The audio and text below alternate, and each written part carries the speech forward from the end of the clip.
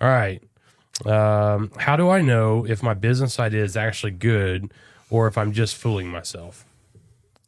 Well, it's kind of similar to what's going on with Aiden. I mean, Tony, look, how do you know if your idea is good or if you're just fooling yourself? It starts with market research. And you know what? There's so much value in getting out and having conversations with the people that would be your consumers. Yeah, it's legwork. Sometimes it's uncomfortable, right? To go sit in a mall and do market analysis, just stop people and go, hey, if there was such and such, would you buy it? You know, we do a lot of market research in our own companies when we get ready to launch a product, and we have a product that we might be engaging with, and we start talking to the people that we're talking to all the time, going, you know, we're thinking about bringing this in house. What would your thoughts be on it? Would this be something you'd use?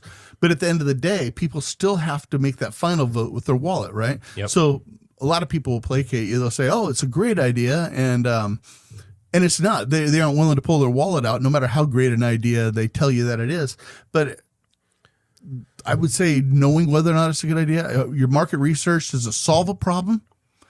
Yeah. Number one, is it more affordable?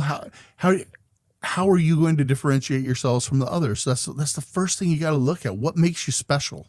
Yeah. When it comes to that, I would say go ask your friends and family if it's consumer. Yeah. Go ask business owners, if it's B2B. Find out if it's something, like you said, that somebody actually would buy. Right. If they're not going to buy it, I would say it's a bad idea. Sorry, Tony, but if you go ask your friends and family and other businesses or whatever your direction is, if it's something that you get 10 out of 10 say no, I'd probably look at something else. Right. I mean, it's like, there's a lot of hot dog cart vendors out there, right? They sell hot dogs. They throw them in a bun. You get to put different things on it. One guy's chili is better than the other guy's chili. And then somebody one day goes, you know what? I think what I'm going to do is I'm going to put hot dogs in a banana leaf. I'm going to pre-slice them and serve them with chopsticks. Yep. Sounds like a good idea, and somebody might go, that's a genius idea. There's nothing I like better than a banana leaf wrapped hot dog. But do they? Got to be unique. You got to be unique, but you got to be unique in a way that makes sense. So my turn. Where are we at? So there was that blank spot. Looks like you are going, oh, hey, here we go. So Victor down in Tyler, Texas, I'm sorry, I'm off mic. Victor says from Tyler, Texas, what's the biggest mistake new business owners make that sends them straight to failure? What's the biggest mistake they can make?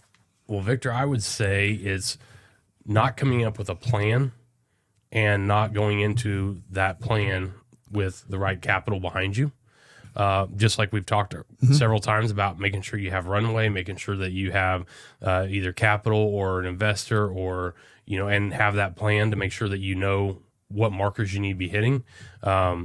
That's what the biggest failure is that business owners, people start a business in the first year, they take that 9 to 5 leap and it doesn't work because they don't